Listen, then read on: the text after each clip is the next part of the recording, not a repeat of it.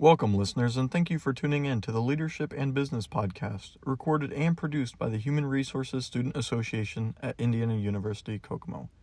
We are so glad that you have decided to join us today and are looking forward to sharing valuable insights into leadership by interviewing accomplished professionals.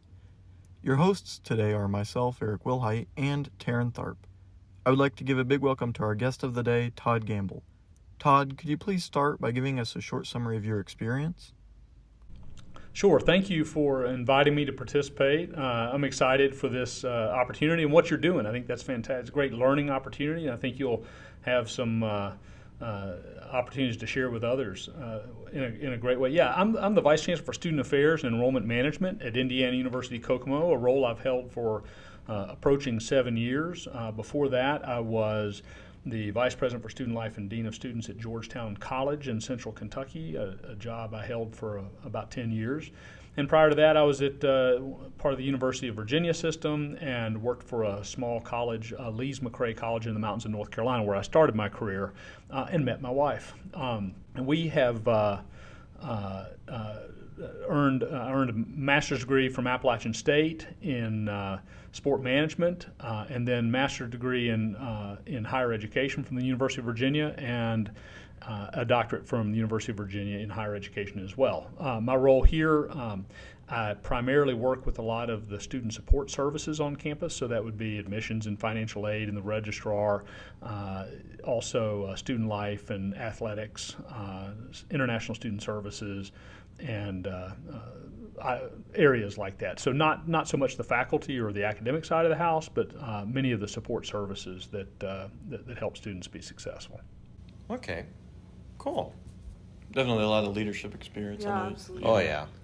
Well, leadership, one way or the other, from learning from failures and successes. I've been around long enough to get lots of learning opportunities on both ends of that spectrum. Definitely. Yeah. Well, Mr. Gambill, as Vice Chancellor of IUK, you've worked with multiple departments, as you stated, and I did a little research on you. It said on IUK's website that you worked with admissions, you worked with scholarships and financial aid, student activities, career services, and all the many other services and departments around IUK, as you've mentioned earlier. I was wondering, what's your greatest challenge as a leader? And with those challenges, what have you had to overcome as you've grown as a professional? And what did you learn from those experiences? Yeah, it's a great question. And let me answer this way. My experiences will be different than every other leader. I hope you'll ask this question of lots of people that you interview, and they'll have different responses and different experiences. For me, I think as I have gone through my career, one of the biggest challenges that comes to mind is learning to manage and lead people and situations differently depending on the situation and depending on the person. I think earlier in my career I was probably more inclined to, I had a leadership style that worked for me, and I wanted to make that work for everybody else. And so I've had to learn that, no, Todd, that doesn't really work for everybody. It's not a one-size-fits-all. Exactly. And so, which is, as a leader is challenging, right? Because we all have a go-to, persona or way of doing things that is comfortable to us, but that doesn't always work for everybody else. So I think learning, and I'm still learning,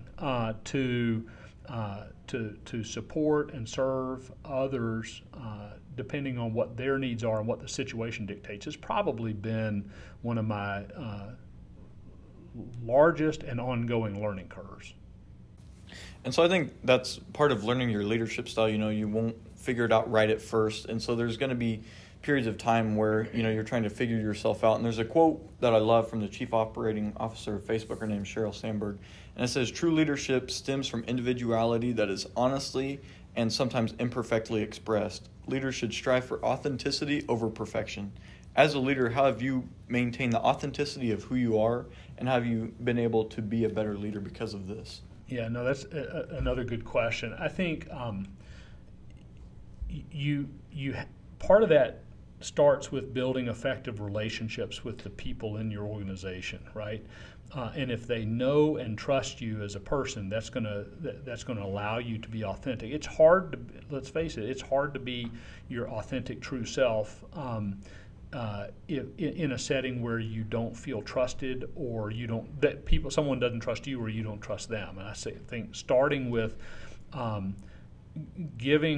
creating a platform in which not only can you be authentic, but others can be authentic as well, I think is very important, particularly as you deal with a diverse group of people. And I don't just mean, I mean in every sense of the word of diversity. And so creating a safe space for people to do that is very important. And I will share that at times in my career that's been hard for me, because I tend to want to err on the side of being professional and not show as much of myself, and be careful, if you will, in settings when people, as you develop relationships with people in the work setting, they want to know you as a person and want you to be authentic with them.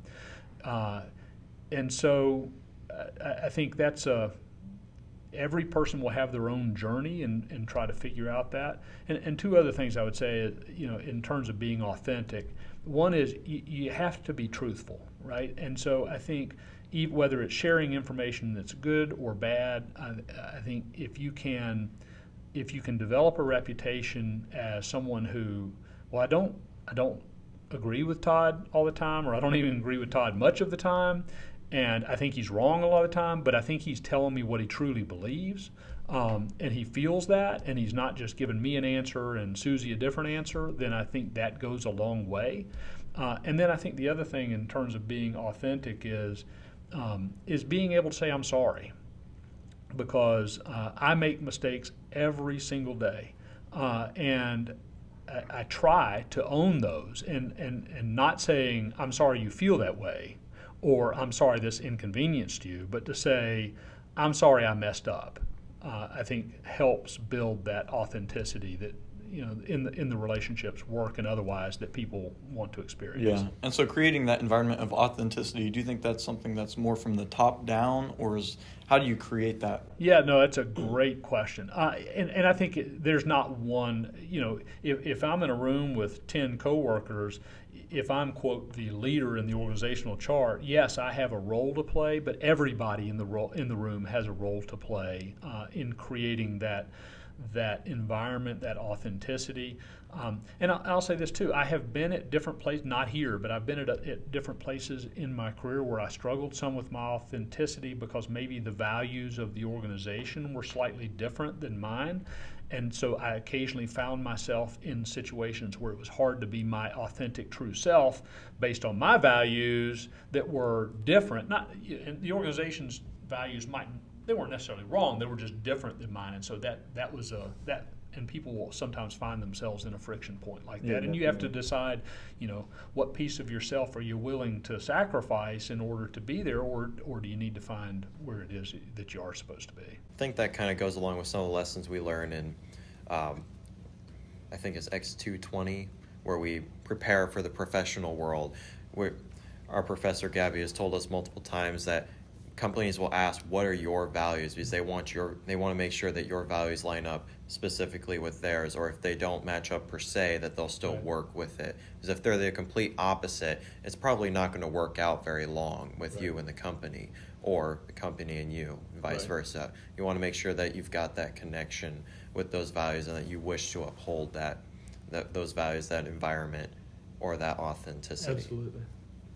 So I can kind of see that authenticity is kind of one of those, not authenticity, trust. I apologize.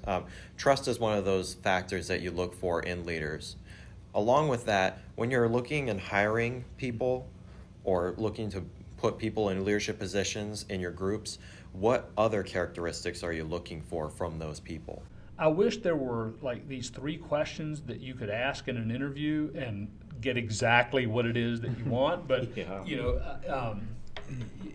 it's tough, and hiring people, it's very important, and it's very tough because in a 1 hour or even a 1 day interview process, how do you truly most of us can behave for an hour, right?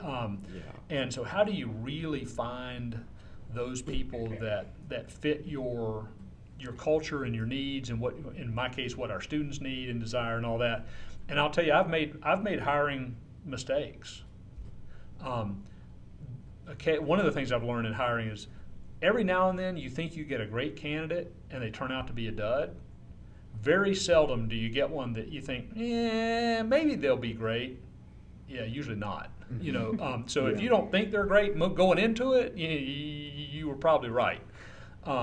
What I look for, first of all, it would be a disaster if I hired a bunch of people like me, right? That would be awful. You got to build a diverse team. Yeah, because I have some very noticeable gaps in my toolbox, right? And if there were like 15 Todds up in my office, we would be a dumpster fire, and all of us would be fired, with it before the end of the semester. So one is you want to find people that complement you and the other people on the team. There are a few things I look for in any position, working with students and working in higher ed. There are a few things I look for in every teammate, no matter what their role is going to be. One is I want a person of character with good values, right? Now, as I previously hinted, sometimes that's hard, right? Sometimes that's really hard. But you don't have to have more than one racist joke posted on your Facebook page that I go to and look to get you out of my pool, right? And so maybe that was a mistake or whatever, but my wife likes to say, if somebody shows you who they are, believe them, right? So first and foremost, I want to have somebody that has the kind of values and integrity that we want to build around. Secondly, I want somebody that has the kind of work ethic and energy and excitement to do the work that we do. That's not to say I want people to work 80 hours a week and all that. I want folks to have good work-life balance, but I want people who want to do this work and are excited to be here and serve students and do what they're tasked to do.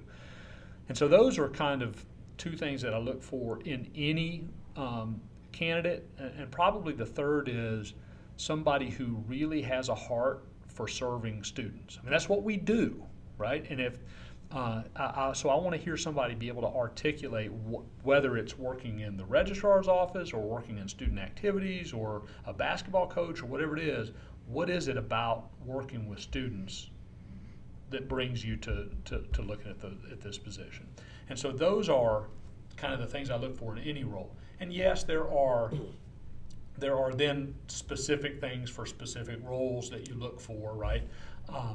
But I tend to think, though, I'll say this, I tend to think that experience is overrated, just like I think higher ed, and I got a lot of college degrees, but I think most of that's overrated. I tell people that I probably wouldn't have gotten this job if I didn't have my doctorate, but I don't know that a whole lot of what I learned in my doctoral program I have applied in my job today. Mm-hmm. And so I tend to think those are important, but I'm more interested in the integrity and the will and the skill set of the person than I am how many years they served as this or what degree they had. I see a common theme of education experience. It seems to be companies or HR who's hiring these people are always seeing it and thinking, well, that's normal. But what stands out is not less how much experience you have, but more or less what your character is made of or how much passion you have for that job. Yes, and I don't. Yes, experience is important, and so is education. I just think I tend to, if you on a spectrum, I probably put less emphasis on that than I do who is this person and what do we think they can do, and and even if the experience isn't deep, what have they done in that time? Right? Just because you went to an office every day for 20 years doesn't show me that you develop the kind of skill and ability to do what it is that we need you to do here. So more or less education and experience are more the qualifiers for the job, while the ones that distinguish you from everyone else is what you're made of, what your character is. And again, as I said, sometimes those are hard. That's hard to get in an interview. Right, so you have to really dig, and you have to ask challenging questions, and you have to be observant. Mm-hmm. if somebody is in an interview running down their former employer, even if their former employer, even if it was a mess, I don't need to hear that. That's not helpful, right? Because what does that tell me you're going to do when you get here and Todd makes a bad decision or messes up that day? What does that look like? I need people that will come and say, hey, Todd, you messed up. Let's get together and figure out how we fix this. And I think a lot of times you might have employees that aren't in leadership positions, but they might be searching for some kind of leadership position or upward mobility within the organization. And I think a lot of times people can be oblivious to what their employer, or even like students in clubs, what opportunities they have to grow and become a leader. So how would you suggest that students in clubs or with their employers ask for more leadership intensive roles? Yeah. I've been taught, my mentor taught me this, and I believe it, that in any organization, there are people who want to contribute more than the organization is allowing them to contribute, right? Mm-hmm. And so, and I love what our Chancellor says, and you've probably heard this as well. She often says, lead from where you are. And I think that's fantastic, because there are so many opportunities, whether it's in clubs or organizations or working with a faculty member, or just to take an initiative on yourself. Today we had, I was enjoying the talk we had at lunch today about sexual orientation and kind of an educational open panel discussion. And Ben Lichty, who was a student here, talked about he helped start the first Spectrum type alliance on our campus. He led from where he was, and what a great legacy that he helped create, that is now serving students, some years later. And so he saw a need, he saw an opportunity, and stepped up into that void. And that's the kind of opportunity I think that all of us see on a daily basis. And you don't have to be the chancellor, or you don't have to be this or that to seize on that. I think this is a kind of organization, and the chancellor said from her own mouth, lead from where you are. If you've got an idea, let's figure out how to make it better for students and everybody who's part of our community. Yeah, most definitely. And our last and most important question for you, Todd. If you were a crayon, what color would you be? If I were a crayon, I like to think I would be one of those rainbow color, and a little bit of everything in there. But my wife would tell you, no, I get stuck in my ways. I don't know. I think red, because I like emotion. I can get pretty fired up about things, and I like to live my life with energy and passion, and so I think I would choose red. All right. Well, thank you very much for being our first guest on the LMB podcast, Todd. We've appreciated it. You're welcome, and kudos for talking about leading from where you are. That's exactly what you're doing. And so, 10 years from now, when this has, 10,000 subscribers and it has grown into this very cool thing, you'll be able to look back and say, hey, we asked, how do you get it? Here it is. You're leading from where you are. So congratulations. Thank you very much, Todd. We appreciate it. You bet.